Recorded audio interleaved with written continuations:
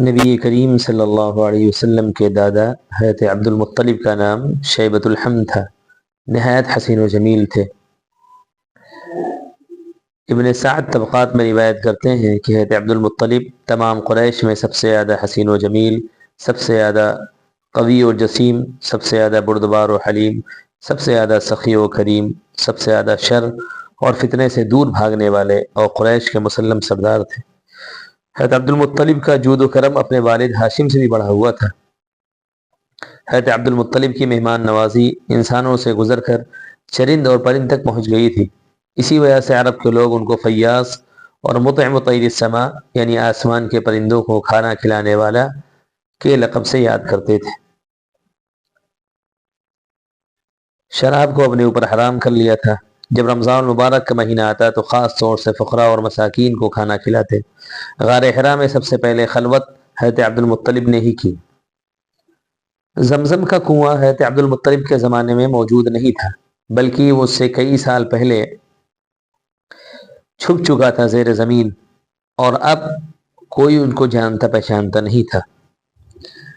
جب مکہ میں حضرت عبد المطلب کی سرداری آئی اور اللہ نے چاہا کہ زمزم کا کنواں جو عرصے سے بند و بے نام و نشان پڑا ہے اس کو ظاہر کیا جائے، تو سچے خواب کے ذریعے حضرت عبد المطلب کو اس جگہ کے کھودنے کا حکم دیا گیا اور اس جگہ کے نشانات اور علامات خواب میں بتائے گئے۔ چنانچہ حضرت عبد المطلب کہتے ہیں کہ میں حتیم میں سو رہا تھا، ایک آنے والا میرے پاس آیا اور مجھ سے کہا احفر برہ، برہ کو کھودو۔ میں نے پوچھا برہ کیا ہے؟ وہ چلا گیا۔ اگلے روز پھر اسی جگہ سو رہا تھا کہ خواب میں دیکھا وہ شخص کہہ رہا تھا مظنونہ کو کھودو۔ میں نے پوچھا مظنونہ کیا ہے؟ وہ شخص چلا گیا۔ تیسرے دن پھر اسی جگہ خواب دیکھا، وہ شخص کہہ رہا ہے طیبہ کو کھودو۔ میں نے پوچھا طیبہ کیا ہے؟ جو چلا گیا۔ چوتھے روز پھر اسی جگہ ایک خواب دیکھا کہ وہ شخص یہ کہتا ہے زمزم کھودو۔ میں نے پوچھا زمزم کیا ہے؟ اس نے جواب دیا وہ پانی کے کنواں ہے جس کا پانی نہ کبھی ٹوٹتا ہے نہ کبھی کم ہوتا ہے، بے شمار حجاج کو سیراب کرتا ہے۔ پھر اس جگہ کے کچھ نشانات اور علامات بتائے گئے۔ حضرت عبد المطلب کو یقین ہو گیا کہ یہ سچا خواب ہے۔ قریش سے انہوں نے اپنے خواب کا ذکر کیا اور کہا میرا ارادہ اس جگہ کو کھودنے کا ہے۔ قریش نے مخالفت کی، مگر حضرت عبد المطلب نے اس کی کوئی پرواہ نہ کی اور کدال اور پھاڑوا لے کر اپنے بیٹے حارث کے ساتھ اس جگہ پہنچ گئے۔ نشان کے مطابق کھودنا شروع کیا۔ 3 روز کے بعد ایک من ظاہر ہوئی۔ حضرت عبد المطلب نے خوشی سے اللہ اکبر کا نعرہ لگایا اور کہا کہ یہی حضرت اسماعیل علیہ السلام کا کنواں ہے۔ زمزم کے کنویں کے کھودتے وقت حضرت عبد المطلب کے سوائے ان کے اکلوتے بیٹے حارث کے اور کوئی یار و مددگار نہ تھا، اس لیے منت و نظر مانی کہ اگر اللہ تعالیٰ نے مجھ کو 10 بیٹے عطا فرما دیے جو جوان ہو کر میرے دست بازو بنے تو ایک بیٹے کو اللہ کے نام پر ذبح کر دوں گا۔ جب اللہ نے یہ تمنا پوری کی اور 10 بیٹے پورے ہو گئے تو ایک رات خانہ کعبہ کے سامنے سو رہے تھے، خواب میں دیکھا کہ ایک شخص کہہ رہا ہے کہ عبد المطلب اس نظر کو پورا کیجئے جو آپ نے اس گھر کے مالک کے لیے مانی تھی۔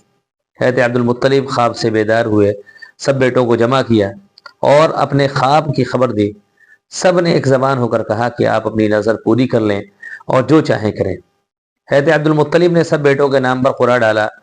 حسن اتفاق سے قرعہ حضرت عبداللہ کے نام نکلا جو نبی کریم صلی اللہ علیہ وسلم کے والد تھے، جن کو حضرت عبد المطلب سب سے زیادہ محبوب رکھتے تھے۔ عبد المطلب ان کا ہاتھ پکڑ کر قربان گاہ کی طرف چلے، چھری ساتھ تھی۔ حضرت عبداللہ کی بہنیں یہ دیکھ کر رونے لگی۔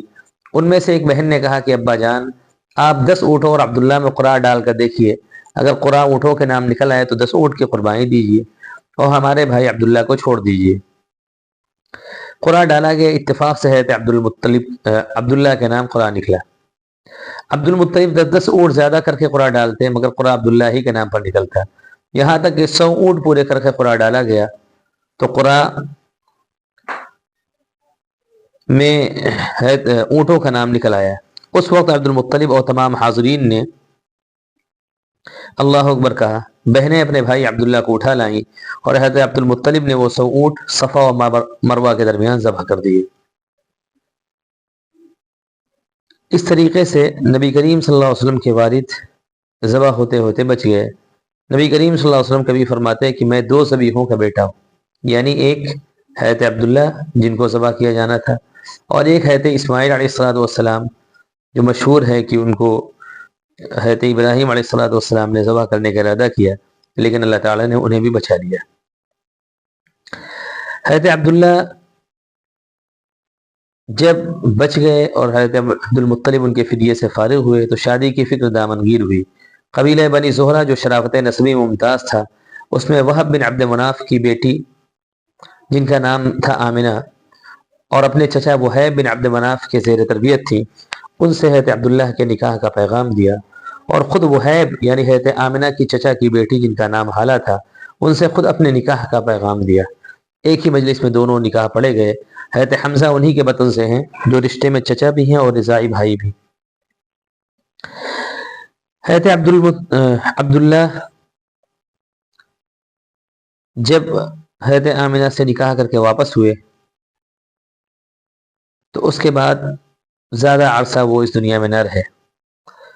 تجارت کے غرض سے شام تشریف لے گئے، راستے میں بیماری کی وجہ سے مدینہ منورہ ٹھہر گئے۔